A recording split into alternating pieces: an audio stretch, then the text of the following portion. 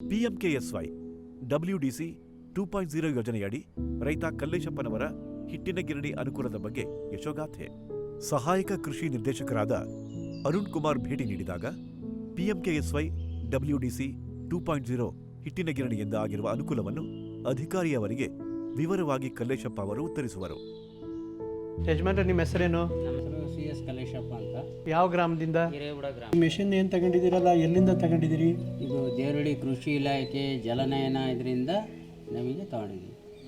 ನೀವು ಇದನ್ನು ತಗೊಳಕ್ಕೆ ರೈತರ ವಂತಿಕೆ ಏನಾದರೂ ಕೊಟ್ಟಿದ್ರಾ? ಹೌದು ರೀ. ಎಷ್ಟು ಕೊಟ್ಟಿದ್ರಿ? 10% ನಾವು ಹಣ ಕಟ್ಟಿದ್ದೀವಿ. ರೈತರ ವಂತಿಕೆ ಕೊಟ್ಟು ಇದನ್ನು ತಗೊಂಡಿದ್ದೀವಿ. ಇದರಿಂದ ನಿಮಗೆ ಏನು ಉಪಯೋಗ ಆಗ್ತದೆ? ಇದು ನಮಗೆ ದಿನ 1 ಸೇರು 2 ಸೇರು ರಾಗಿ, ಜೋಳ, ಅಕ್ಕಿ, ಮೆಕ್ಕೆಜೋಳ ಎಷ್ಟು ಬೇಕಷ್ಟು ಹಾಕ್ಕೊಂಡು ನಮ್ಮ ಟೈಮಿಂಗ್ಸಿಗೆ ನಾವು ಯೂಸ್ ಮಾಡ್ಕೊಂತೀವಿ. ಇದನ್ನು ಇಲಾಖೆಯಿಂದ ತಗೊಳೋದಕ್ಕಿಂತ ಮುಂಚೆ ನೀವು ಹಿಟ್ಟಾಕ್ಸ್ಬೇಕು ಅಂತಂದರೆ ಎಷ್ಟು ದೂರ ಹೋಗ್ಬೇಕಿತ್ತು? ಕಷ್ಟ ಆಗ್ತಾ ಇತ್ತಾ? ಹೌದು ಸರ್, ಕಷ್ಟ ಆಗ್ತದೆ. ಇಲ್ಲಿಂದ 2 ಕಿಲೋಮೀಟ್ರು 3 ಕಿಲೋಮೀಟ್ರು ಈ ಕಡೆ ದೇವರಹಳ್ಳಿ ಹೋಗ್ಬೇಕಿತ್ತು, ಈ ಕಡೆ ತಾಂಡಾಕ್ಕೆ ಹೋಗ್ಬೇಕಿತ್ತು. ಅದು ಮಳೆಗಾಲ ಬಂತು ಅಂದರೆ ಹೋಗೋಕ್ಕೆ ಬರೋಕ್ಕೆ ಭಾಳ ತೊಂದರೆ ಆಗೋದು. ಹಾಗಾಗಿ ನಾವು ಕೃಷಿ ಇಲಾಖೆ ಇದರಿಂದ ಹೋಗಿ ಕೇಳ್ಕೊಂಡಾಗ ಅವ್ರು ನಮಗೆ ಹಂಗೆ ಈ ಥರ ಜಲನಯನ ಇದರಿಂದ ನಿಮಗೆ ಇದೆ ಮಿಷಿನ್ನು, ಅದನ್ನು 10% ನಮಗೆ ಇದನ್ನು ಕೊಟ್ಟು ನೀವು ರೆಕಾರ್ಡ್ ಕೊಟ್ಟು ತಗೊಂಡೋಗಿ ಅಂತೇಳಿ ಹೇಳಿದರು. ಆಮೇಲೆ ಮತ್ತೆ ನಿಮ್ಮಲ್ಲಿ ಹಸುಗಳು ಸಹ ಇದೆ.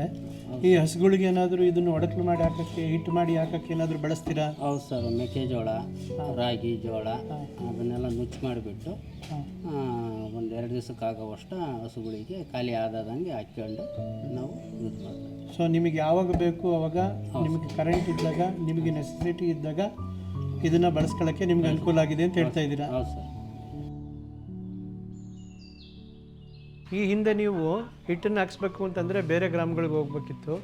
ಅಲ್ಲಿ ಕರೆಂಟು ಇರ್ತದೋ ಇಲ್ಲೋದನ್ನು ನೋಡ್ಕೊಂಡು, ಅಥವಾ ಅಲ್ಲೋದಾಗ ಕರೆಂಟ್ ಹೋದರೆ ಭಾಳಷ್ಟು ಪ್ರಾಬ್ಲಮ್ ಆಗೋದು, ಮಳೆ ಬಂದರೆ ಪ್ರಾಬ್ಲಮ್ ಆಗೋದು, ಇವೆಲ್ಲ ಇದರಿಂದ ಅನುಕೂಲ ಆಗಿದೆ ಅಂತ ಅನಿಸುತ್ತಾ ನಿಮಗೆ? ಇದು ಸರ್ ಕರೆಂಟು ಜಾಸ್ತಿ ತಗೊಳ್ಳಲ್ಲ. ಇದು ಒಂದು ಪೇಸು ಒಂದು ನ್ಯೂಟ್ರಲ್ಲಿಗೆ ಓಡುತ್ತೆ. ಅಲ್ಲೆಲ್ಲ 3 ಪೇಸಿಂದು ಮೋಟ್ರುಗಳು ಅಲ್ಲಿ ಮಿಷಿನ್ ಓಡಿಸೋದು, ಅವರು 1 ಸೇರಿಗೆ 5 ರೂಪಾಯಿ ತಗೊಳ್ತಾರೆ ಹಾಕಿಕೊಡೋಕ್ಕೆ. ರಾಗಿನೇ ಆಗಲಿ, ಜೋಳನೇ ಆಗಲಿ, ಅಕ್ಕಿನೇ ಆಗಲಿ. ಇದನ್ನು ನಾವು ತಂದಮೇಲೆ ಸರ್ ನಮಗೆ ಕರೆಂಟು ಬಿಲ್ಲು ಉಳಿತಾಯ ಆಯಿತು. ಆಮೇಲೆ ನಮಗೆ ನಮ್ಮ ಟೈಮಿಗೆ ಸರಿ ನಾವು ರಾಗಿ, ಜೋಳ, ಅಕ್ಕಿ ಎಷ್ಟು ಬೇಕಷ್ಟು ಹಾಕ್ಕೊಂಡು ಯೂಸ್ ಮಾಡ್ತೀವಿ.